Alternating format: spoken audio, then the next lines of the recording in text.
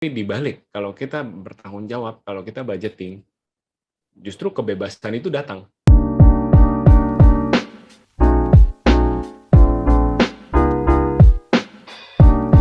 Halo teman-teman, kembali lagi di sesi Kubis Kupas Habis. Kali ini kita bersama Kosem. Kita masih membahas soal frugal living di part kedua. Nah, jadi di part pertama tadi kita udah ngobrolin Sam soal definisi frugal living itu gimana dan mungkin apa yang lo lakukan ya. Nah, kemudian gue pengen tahu, pertama kali lo memulai frugal living ini kepikirannya dari mana sih? Kesambet apa sih sampai oke lah gue pengen coba frugal living gitu. Oke, jadi dari mana belajar frugal living dan kepengen ngelakuinnya gitu ya. Gue tuh nonton satu video di 2020 dari satu channel namanya Dodi Bicara Investasi. Ini juga salah satu content creator keuangan yang sering di-quote orang gitu. Pak Dodi ini seorang dosen, dia seorang dosen tapi dia pemerhati keuangan gitu ya, dan dia main saham lah gitu. Nah cuman pendekatan dia main saham menurut gue agak berbeda nih dibandingin orang-orang gitu. Dia tidak mengencourage orang untuk stock pick gitu. Lu harus pilih saham, ikut channel saham saya, terus nanti langganan, nanti saya kirimkan rekomendasi tiap hari, kan kayak gitu banyak kan. Nah dia tuh enggak gitu, dia bagi-bagi ilmunya gratis di channel YouTube dia, dan dia share sesuatu yang menarik tentang pensiun dini, tentang financial independence gitu. Nah financial independence itu ya dia ajarin gitu cara ngitungnya, apa itu 4% rule, gimana caranya kita bisa tahu kita butuh uang berapa untuk pensiun. Dan buat gue itu make sense kontennya gitu, karena balik-balik lagi ujungnya adalah intinya lu seberapa boros, bukan seberapa boros, mungkin seberapa besar pengeluaran lu tiap bulan. Makin besar maka lu butuh uang yang makin besar juga untuk pensiun gitu. Semakin lu bisa menekan pengeluaran lu tiap bulan, maka uang pensiun lu juga semakin kecil gitu. Nah ini men-trigger sesuatu gitu, kayak tadinya gue pikir wah pensiun mungkin nanti kali ya, mungkin umur 50, umur 60 gitu, kalau udah ya traditionally kan orang pikir pensiun umur segitu gitu. Tapi makin gue nonton video-videonya, gue makin pikir coba gue hitung angka FIRE gue berapa. Angka FIRE ini kan ngitungnya kalau pakai 4% rule, jadi pengeluaran lo sebulan kali 12 jadi pengeluaran setahun, terus dikali 25. Nah mungkin nanti teman-teman bisa Google atau bisa baca-baca ya tentang 4% rule ini gitu. Nah setelah gue hitung dapat angkanya, terus ngelihat kondisi portfolio tabungan sekarang, karena memang dari dulu istri gue dan gue tuh, ya lebih ke istri gue frugal banget gitu. Frugal banget sampai kayak kalau ngambil tisu gitu ya, ngambil tisu, kalau tisunya belum udah ngelap muka nih, masih bisa ngelap meja, habis ngelap meja ngelap lantai lagi. Pokoknya gitu deh. Memang sudah sefrugal itu dari dulu, dan tabungan kita juga kita udah punya habit nabung gitu. Cuman selama ini kan tabungan ditabung terus, kita belum kepikiran nih buat apa sih gitu. Setelah mobil kebeli, rumah kebeli, ini tabungan mau buat apa ya gitu. Nah setelah nonton videonya Pak Dodi, terus belajar, bisa loh ada namanya pensiun dini, bisa lo bisa financial independence dengan hitungannya gini. Matematikanya masuk di akal buat gua, dan ya udah akhirnya itu jadi goal yang kita set buat diri kita sendiri. Yuk kita kumpulin uang segini, by the time kita 35 kita bisa financial independence. Jadi sebenarnya yang bikin kita punya knowledge bahwa ini tuh namanya frugal living loh gitu. Nah itu Pak Dodi gitu, Dodi Bicara Investasi. Tapi habitnya sendiri justru udah dari awal kita kerja gitu. Awal kita kerja emang ya here and there ya, kayak misalkan dulu kerja di kantor, dapat training dari kantor gitu, ini loh namanya reksadana, nabung di reksadana nanti buat hari tua gitu. Nah itu udah mulai pelan-pelan dilakuin.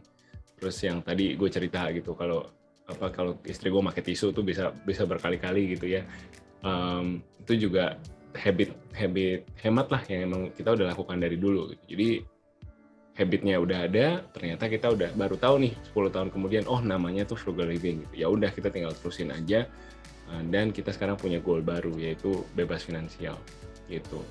Right. Menarik sih, berarti ini baru lo pelajarin sendiri di umur 30 ya berarti? Dan yang tambah menariknya adalah orang-orang yang udah bebas finansialnya tuh banyak John di Amerika. Jadi kalau di Indonesia kayaknya movement ini belum begitu, ya baru akhir-akhir inilah gitu. Cuman kalau di Amerika itu mungkin dari tahun 2015, 2016 ya, udah banyak gitu orang-orang yang sudah financial independence dengan lifestyle ini. Jadi ada satu blogger namanya Pete Edney, dia umur 27 malah, dia umur 27 bisa bebas finansial dan sekarang kerjanya ini, dia tadinya software engineer. Nah itu juga clue ya, kenapa dia bisa bebas finansial di usia muda gitu ya. Software engineer di Amerika kan income-nya di atas rata-rata biasanya. Nah sekarang setelah dia pensiun, dia jadi tukang kayu, John. Jadi dia bikin meja sendiri, bikin lemari, terus jadi kontraktor juga bangun rumah orang gitu. Terus ada juga yang ada pasangan suami istri PNS dari Amerika. Nah mereka nabung luar biasa. Sekarang hari tua, anak 2 bisa pindah dari Amerika ke Portugal, hidup di Portugal sekarang gitu. Jadi contohnya udah banyak gitu. Contohnya udah banyak, cuman memang dari Indonesia belum ada nih kita lihat nih contohnya figur publik yang hidup kayak gitu. Cuman kalau dilihat orang-orang di luar bisa ngelakuin dan intinya matematika doang gitu ya. Intinya lu hemat sekarang, duitnya dipakai nanti. Dan hematnya sebanyak-banyaknya. Intinya gitu doang gitu. Dan investasinya nggak usah yang aneh-aneh gitu ya. Kita nggak perlu beli saham apa, dapat bisikan dari mana, dapat tip dari mana. Nabungnya ke indeks aja gitu. Nabungnya ke indeks aja, tambah terus tiap bulan gajian. Nah udah makin gue pelajarin, ini make sense banget gitu. Dan harusnya bukan hanya gue doang, tapi semua orang yang jadi karyawan harusnya punya knowledge ini gitu. Supaya at least kalian punya pilihan lah gitu. At least kalian punya pilihan. Mungkin nggak semua orang mau financial independence usia 35, mungkin ada yang lebih mau take it slow gitu. Mungkin pas gue umur 50 baru mapan nih, nggak apa-apa gitu. Nggak apa-apa gitu. Tapi yang penting jadi tahu caranya gitu. Dengan adanya si frugal living ini, kita jadi tahu caranya bahwa sebenarnya gue nggak perlu yang aneh-aneh, gue bisa lakukan sendiri gitu. Just simply with my hard work and the magic of compounding interest. Intinya semakin banyak investasi, ya nanti kegulung sendiri gitu. Karena that's just how the market is. Gitu sih. Jadi kenapa gue vokal banget dengan frugal living ini gitu. Apakah Kosem jual sesuatu gitu? Apa di belakangnya ada sesuatu? Nggak ada gitu ya. Memang ini yang gue hidupin dan gue rasa teman-teman karyawan harus juga jalanin gitu. Terlepas dari kalian mau bebas finansial umur berapa, mungkin bukan itu goalnya sekarang. Mungkin kalian mau nabung untuk yang lain, tapi ya intinya jangan kita jadi generasi muda yang carinya yang instan gitu. Lihat siapa jadi sultan gitu ya. Karena yang terlalu banyak digaungkan kan cerita-cerita tentang si ini sukses di usia muda karena dia usaha ini gitu. Ya good for him atau good for her, selamat gitu ya. Tapi kan most of us, kebanyakan dari kita kan jalannya nggak kayak dia. Kebanyakan dari kita kan jalannya karyawan gitu.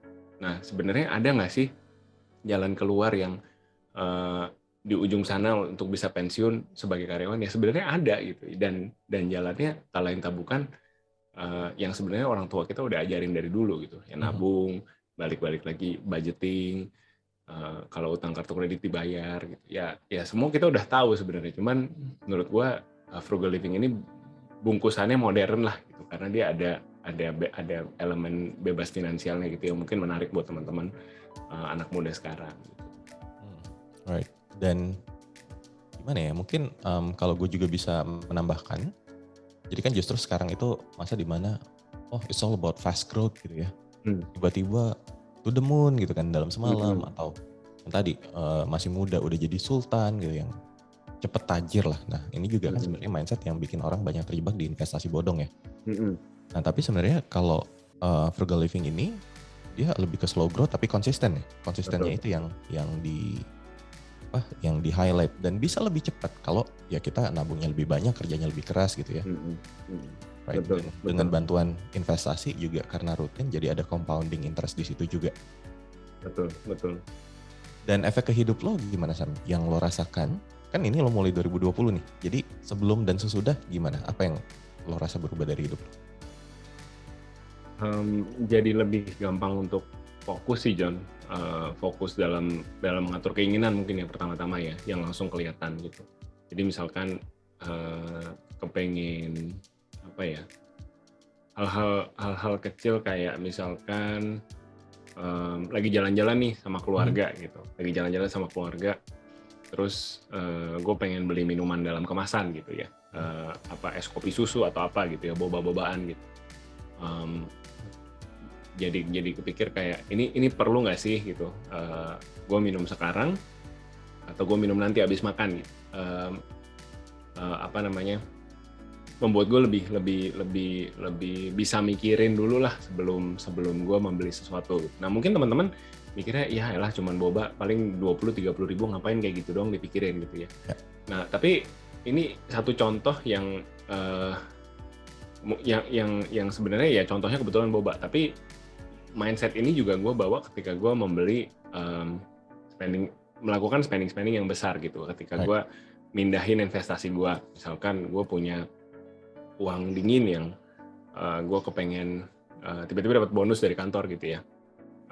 Apakah gue masih tertarik dengan investasi yang misalkan tak banyak tanda tanya nih gitu. Gue nggak akan sebut lah investasi apa, cuman maksudnya menjanjikan return berapa persen, 20%, 50% gitu per bulan misalkan gitu. Ya jadi lebih bisa waspada, lebih bisa memperingatkan diri sendiri bahwa hey, probably this is scam gitu, probably this is penipuan gitu, karena ya there is no such thing gitu. Kalau saham hanya bisa ngasih return mungkin berapa sih sekarang 7-8% per tahun rata-rata gitu ya, mana mungkin dia bisa kasih 20% per bulan gitu. Jadi lebih waspada, lebih mindful gitu. Nah tadi ya dari contoh boba, beli bobanya sekarang apa nanti, sampai ke memutuskan akan berinvestasi di mana gitu. Karena ya ketika kita lebih fokus dan lebih tenang gitu ya, hidup kita lebih terencana, kita meminimalisir kejutan-kejutan gitu sih. Mungkin satu hal yang sering di-share sama netizen ke gue gitu ya, aku banyak pengeluaran dadakan. Aku banyak pengeluaran dadakan. Nah, I don't know if it's an age thing gitu ya, apakah karena gue udah emang umur atau memang karena habit gitu ya. Tapi yang gue rasakan, semakin lu plan hidup lu, ya semakin lu membudgetkan diri lu, yang dadakan-dadakan itu semakin nggak ada. Gitu. Semakin lu misalkan tahu kira-kira pola lu bulan ke bulan seperti apa hidupnya, misalkan ada dadakan pun misalkan ada teman nikah gitu ya, lu jadi bisa budgetin gitu, atau ada kebutuhan keluarga lu jadi bisa budgetin. Jadi semakin lu membudgetkan dengan teratur, dengan rapi, lu menghilangkan elemen-elemen kejutan itu dari hidup lu yang kadang justru bikin bikin lu nggak siap dan akhirnya membuat keputusan yang salah gitu. Jadi ya kita juga gitu, jadi kita juga sandwich generation, kita juga ngasih uang ke orang tua masing-masing gitu. Nah itu juga sesuatu yang bisa berpotensi jadi kejutan gitu kan ada yang misalkan cerita ke orang tuanya, kak orang tua gue susah gitu, orang tua gue memperlakukan gue kayak ATM misalkan, jadi pokoknya ada duit ditarik, ada duit dikit ngajak makan, ada duit dikit ngajak makan gitu. Nah kalau boleh cerita ya orang tua kita juga begitu gitu at one point, tapi di awal kita udah lakukan percakapan yang sulit dengan mereka gitu. We had a difficult conversation, kita bilang sorry nggak bisa gitu. Ada uang banyak bukan berarti harus dihabisin terus, kita juga mau nabung, tapi kita mau berkati papa mama, jadi ada uang segini ya tiap bulan yang akan kita berikan gitu. Nah itu diomongin di depan dan kita kompakan sama adik-adik kita. Aku kan punya adik, Klau juga punya adik, jadi kita buka-bukaan, oke kalian sebenarnya butuh berapa, orang tua butuh berapa untuk hidup tiap bulan, dari aku berapa, dari adik berapa, ya udah sampai ada kebutuhan yang sampai ada peningkatan kebutuhan lagi atau sampai dirasa nggak cukup, ya udah kita ngomong lagi. Jadi itu satu contoh John gitu, bahwa isu sandwich generation itu ya sebenarnya bisa di-solve gitu, asal lu berani ngomong. Tentunya cara ngomongnya kita nggak bisa ajarin ya, karena keluarga kan masing-masing ada cara ngomong masing-masing gitu. Tapi selama lu mau ngomong dan selama lu mau budgeting, itu bisa ngubah hidup lu jadi lebih fokus dan lebih bisa nabung ke yang lain-lain gitu. Jadi uang lu itu bisa lu kelola dengan lebih maksimal lah gitu. Ya.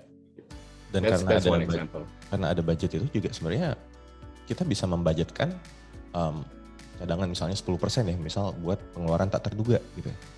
Kalau ternyata nggak ada pengeluaran apa-apa, ya udah bisa ditabung juga. Betul, betul. Dan menarik sih, gue setuju dengan komunikasi itu juga penting ya, apalagi buat teman-teman yang banyak jadi sandwich generation seperti kita.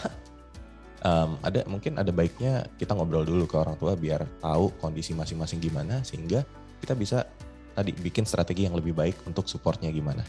Menarik sekali Sam. Dan kalau boleh tambahin dikit John, jadi boleh. Paradoks ya teman-teman, ini sebuah paradoks, sesuatu yang dilakukan tapi hasilnya berkebalikan gitu. Semakin kita mau bebas, ya kan, anak muda kan mau bebas, ini gaji gue mau lakukan apa yang gue mau lakukan, gue mau habiskan dengan cara yang gue mau. Justru semakin kesulitan kita di belakang, kalau kita semakin tidak bertanggung jawab dengan uang kita. Tapi dibalik, kalau kita bertanggung jawab, kalau kita budgeting, justru kebebasan itu datang. Karena kamu jadi tahu pos-pos keuangannya gimana, kamu sehat apa enggak, oh ada uang sisa, kita bisa pakai buat ini gitu. Jadi justru kebebasan itu datang dengan disiplin teman-teman, bukan dengan kita mau-maunya sendiri. Nah itu salah satu paradoks kehidupan ya. Mungkin Bapak-bapak ini juga bahasanya sih, berat banget. Karena gue juga melakukan budgeting ya. Jadi kita jadi tahu karena kita melakukan budgeting tiap hari. Oh buat rumah berapa kan, listrik, air, asuransi, apa segala macam. Jadi kita tahu lifestyle mana yang cocok buat kita. Betul. Kalau sekali makan, wah gila ini sekali makan. Gue kadang mikir gitu loh. Nah ya, kan semenjak gue pindah ke rumah, dengan ada ART juga, gue jadi ya udah seminggu gue kasih 500.000 buat belanja pasar. Karena itu buat makan gue, buat makan ART dan juga suaminya juga. Gue tinggal di sini. Buat makan ART dan suaminya juga, tinggal di rumah gue juga. Jadi 500.000 seminggu. Terus gue coba ke mall gitu kan. Sekali makan bisa 300.000, bisa 500.000. Gila ya ini sekali makan di mall ini udah budget makan gue seminggu. Itu kan jadi kayak, oh ya jadi mikir gitu kan. Dan bukan berarti gak boleh makan di mall juga. Ya once in a while boleh juga gitu kan. Tapi bikin gue jadi lebih aware. Dan akhirnya ya udahlah makan di rumah aja. Bahkan kadang kalau gue di mall, udahlah nanti pulang aja makan di rumah aja. Jadi mindsetnya pun ke situ. Oke, ini perbincangan menarik Sam. Kita akan lanjut lagi di part 3. Teman-teman jangan kemana-mana. Stay tune di Kubis, Kupas Habis. Kalau misalkan teman-teman sudah berumah tangga, keuangan itu penting sih dan harus bisa seterbuka mungkin sama pasangan, karena